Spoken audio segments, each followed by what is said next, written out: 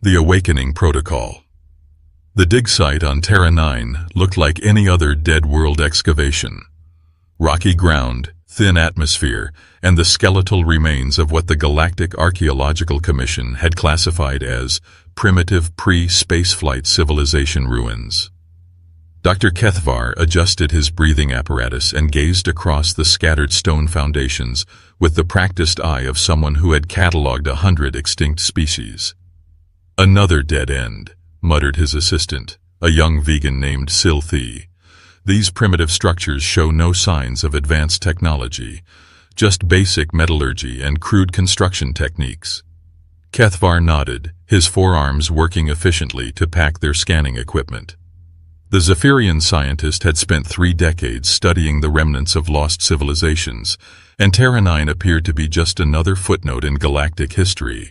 According to their records, the species here had barely achieved nuclear fission before wiping themselves out in some ancient war. "Wait," Sylthie called out, her scanner beeping frantically. "There's something beneath the main structure. Energy readings are... that can't be right." The readings showed a massive power source buried deep underground, still active after what their dating suggested was over 10,000 years. HFY's curiosity overcame his caution. Within hours they had excavated enough to reveal a metallic surface that gleamed like new despite its impossible age. The metal was unlike anything in their databases. It seemed to absorb and reflect light simultaneously, creating patterns that hurt to look at directly. When Sylthie accidentally touched the surface with her bare hand, something extraordinary happened. The entire structure hummed to life. Deep beneath the surface of Terra 9, in a chamber that existed in 11 dimensions simultaneously, Commander Sarah Chen felt the first stirring of consciousness she had experienced in 10 millennia. The quantum stasis field that had preserved her began its shutdown sequence, and with it, a cascade of awakening protocols spread across the galaxy faster than light itself. Sarah's eyes opened to displays showing her vital signs, the status of Earth's core facilities, and most importantly, the current state of galactic civilization. What she saw made her jaw clench with barely contained fury. The Krathari Empire, ruling over 300 systems with technology they claimed to have invented. The Vegan Collective, using faster-than-light communication methods that bore suspicious similarity to human quantum entanglement theories. The Zephyrian Federation, masters of terraforming techniques that were clearly based on human atmospheric processors. They had not just forgotten humanity, they had stolen everything. Sarah stood slowly, her body adapting instantly to full consciousness. The stasis chamber had not merely preserved her, it had enhanced her. 10,000 years of calculated evolution, guided by Earth's most advanced artificial intelligences, had transformed her into something that transcended baseline humanity. "Computer, status report," she said, her voice echoing in the vast underground complex. "Welcome back, Commander Chen. Galactic survey complete. Current alien civilizations have achieved a combined technological rating of 7.2 on the human scale.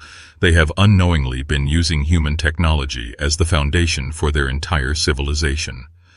Earth's deep core remains undisturbed. All sleeper protocols are active and awaiting your command." Sarah walked to the central command display, where holographic images showed her the current state of the galaxy. Hundreds of star systems, all controlled by species that had built their empires on the bones of human colonies. They had found humanity's abandoned outposts, reverse-engineered the technology, and convinced themselves they were the inventors. But humanity had not abandoned those outposts. Humanity had gone dark. There was a difference. "How many of us are still sleeping?" Sarah asked. 12,400,612 humans remain in various stages of stasis across 457 hidden facilities. Additionally, there are 68 million human AI hybrid consciousnesses waiting in quantum storage. Sarah smiled, but there was no warmth in it. Humanity had not died out. Humanity had evolved past the need for conquest, past the desire for galactic dominance. They had retreated to perfect themselves, to become something greater. But these alien species had interpreted withdrawal as weakness. absence as extinction. They were about to learn the difference. On Terra 9, Kethvar and Silthi watched in growing alarm as their simple archaeological dig transformed into something far beyond their understanding. The metallic surface had expanded, revealing itself to be part of a massive structure that defied physics. It rose from the ground without disturbing the soil around it, as if the very concepts of up and down were negotiable. "Contact the Commission immediately," Kethvar ordered. But when Silthi tried to use their communication equipment, she found that every signal was being absorbed by the structure. That was when Sarah emerged. She walked out of what had been solid ground moments before, her appearance causing both aliens to stumble backward. She looked human, but wrong somehow. Too perfect, too symmetrical, as if someone had taken the concept of human and refined it beyond natural possibility. "You have been studying my people's ruins," Sarah said, her voice carrying clearly across the dig site despite the thin atmosphere. Neither alien should have been able to understand her language, yet they did, as if the words were being translated directly into the air minds. "Your people," Kethvar managed to stammer. "The records show this species went extinct thousands of years ago." Sarah's expression didn't change, but the temperature around them dropped noticeably. "Extinct? No. We went to sleep. There's a difference." She raised her hand, and suddenly the archaeological team's equipment began displaying information they had never seen before. Star maps showing human colonies predating any known civilization. Technical specifications for devices they had classified as alien inventions. Historical records proving that every major technological advancement in galactic history had originated from a single species, humanity. "This is impossible," Silthi whispered, but even as she said it, she could see the evidence mounting. The quantum communicators the vegan collective claimed to have invented were clearly labeled as Human Standard Communication Protocol Mark 7. The terraforming equipment her own people used bore manufacturing stamps in an ancient human language. "Your civilizations exist because we allowed them to exist," Sarah continued. "When we grew tired of conquest, when we transcended the need for expansion, we withdrew. We left our tools behind because we no longer needed them. We assumed you would be wise enough to use them responsibly." The structure behind Sarah continued to grow, revealing impossible architecture that seemed to exist in multiple dimensions simultaneously. Other figures began emerging from it. More humans, each one carrying the same aura of terrible perfection. "We have been monitoring your progress," one of them said, a man who appeared to be in his 30s, but whose eyes held the weight of centuries. "You have built empires on our foundation stones. You have claimed credit for our innovations. You have forgotten that there were those who came before." Kethvar found his voice, though it came out as barely a whisper. "What do you want from us?" Kethvar found his voice, though it came out as barely a whisper. "What do you want from us?" Sarah smiled then, and it was the most terrifying thing either alien had ever seen. "Want? We don't want anything. We are simply waking up." Across the galaxy, ancient structures began to activate. On Vega Prime, the capital world of the collective, a building that had stood for 1,000 years as a monument to their architectural achievement suddenly began broadcasting human identification codes. On Krathery itself, the Emperor's personal palace, built around what they believed were the ruins of an unknown civilization, started displaying holographic messages in ancient human script. The message was always the same: property of the human colonial authority, returned to rightful owners upon request. In the Zephyrian Federation's most classified research facility, scientists watched in horror as their most advanced terraforming equipment shut down and refused to reactivate. When they finally managed to access the deep programming, they found a simple note: "License expired. Please contact your local human representative for renewal." But the most terrifying revelation came when the galaxy's historians began cross-referencing the new data. Every leap forward in their civilizations coincided with the discovery of human ruins. Every breakthrough technology had been reverse-engineered from human devices. Their entire understanding of science, philosophy, and culture was built on foundations laid by a species they had dismissed as extinct primitives. Sarah stood in the command center of what had once been disguised as Terra 9's core, watching as reports flooded in from across the galaxy. Her fellow humans were awakening, and with them, the infrastructure they had left behind was coming online. "Commander," one of her officers reported, "we have confirmed activation of facility in over 200 systems. The alien governments are beginning to panic." "Good," Sarah replied. "Panic means they're starting to understand the truth." She turned to address the growing number of humans who had emerged from stasis. Each one was a specialist, perfectly preserved and enhanced over the millennia. Engineers who had designed the fundamental technologies the galaxy now depended on. Military commanders who had conquered star systems with strategies these young empires couldn't comprehend. Scientists who had unlocked the secrets of reality itself. "The time of sleep is over," Sarah announced. "These children have had their chance to prove themselves worthy stewards of our legacy. They have failed. They have forgotten gratitude, forgotten humility, forgotten that they stand on the shoulders of giants." She gestured to the displays showing the panicked responses of alien governments across the galaxy. Emergency sessions, military mobilizations, desperate attempts to contact the awakening humans. Now they remember. Now they fear. And now they will learn what it means to face humanity when humanity is no longer bound by mercy. The awakening had begun, and the galaxy would never be the same. The reckoning tide. Emperor Vexthul of the Krathari Empire stood before the Galactic Council with his pride crumbling around him like ancient stone. The emergency session had been called after reports flooded in from across known space, impossible structures emerging from dead worlds, ancient technologies reactivating, and most disturbing of all, beings claiming to be human. "The situation is unprecedented," admitted Chancellor Mortek of the Zephyrian Federation, her forearms trembling slightly as she reviewed the reports. "Our archaeological teams have confirmed that structures we classified as primitive ruins are, in fact, far more advanced than anything we currently possess." Representative Quindal from the Vegan Collective leaned forward, her pale features drawn with concern. "The implications are staggering.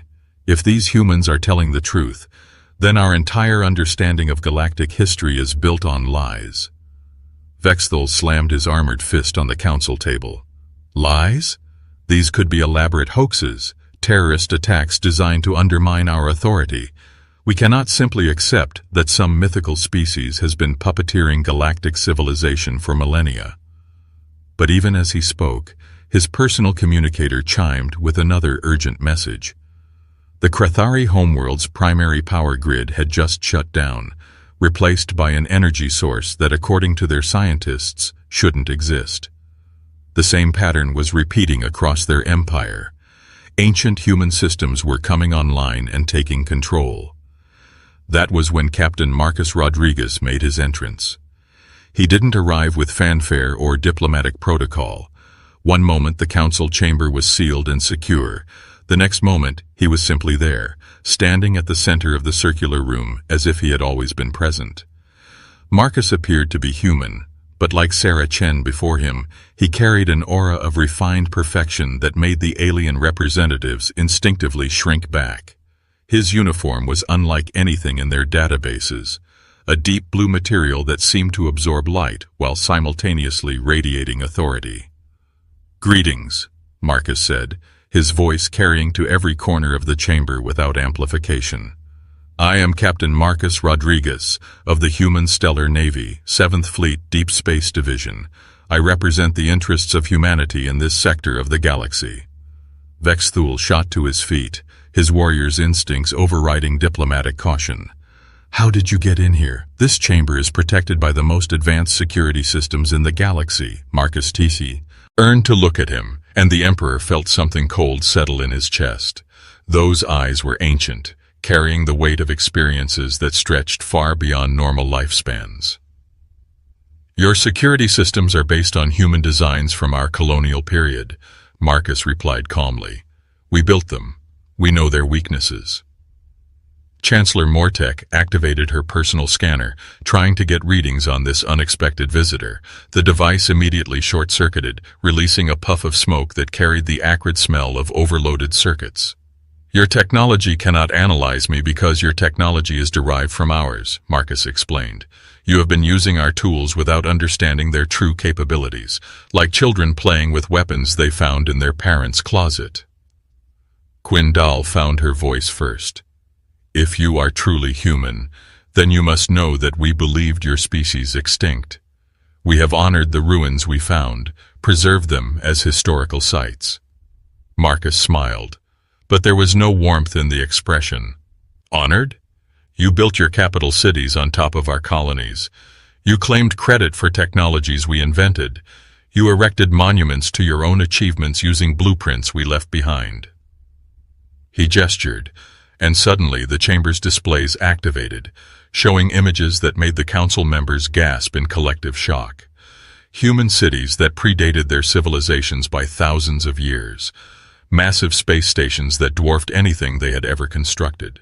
Fleets of ships that moved through space, using principles their scientists couldn't even comprehend. We didn't go extinct, Marcus continued. We evolved. We transcended the need for conquest, for territory, for the petty squabbling that has defined galactic politics since you discovered our abandoned tools. Emperor Vexthul's military training kicked in. If you possess such superior technology, why reveal yourselves now? What do you want from us? Marcus's expression grew serious. Because you crossed a line. You found Earth. The chamber fell silent. Every species had legends about Earth, the mythical birth world of the extinct human species, supposedly quarantined and forbidden. But those were just stories, weren't they? The Turan Exploratory Corps breached the Sol system 3 months ago, Marcus said, his voice growing colder. They landed on Earth. They desecrated our homeworld with their presence. Representative Quindal checked her databases frantically. The Turans reported discovering a dead system with unusual energy readings. They classified it as a cosmic anomaly and moved on. They moved on because we let them, Marcus replied, but not before they violated the most sacred law of galactic civilization. They disturbed Earth. They woke us up.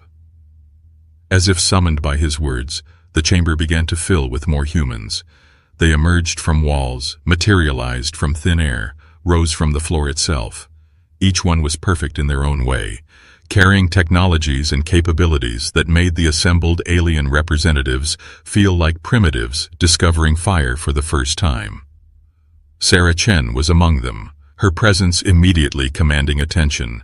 She walked to stand beside Marcus, and together they represented something the Galactic Council had never encountered, a species that was genuinely superior to them in every measurable way. We offer you a choice, Sarah announced. You can accept the truth of your situation and work with us to build a better galactic civilization, or you can continue in your delusions of superiority and face the consequences.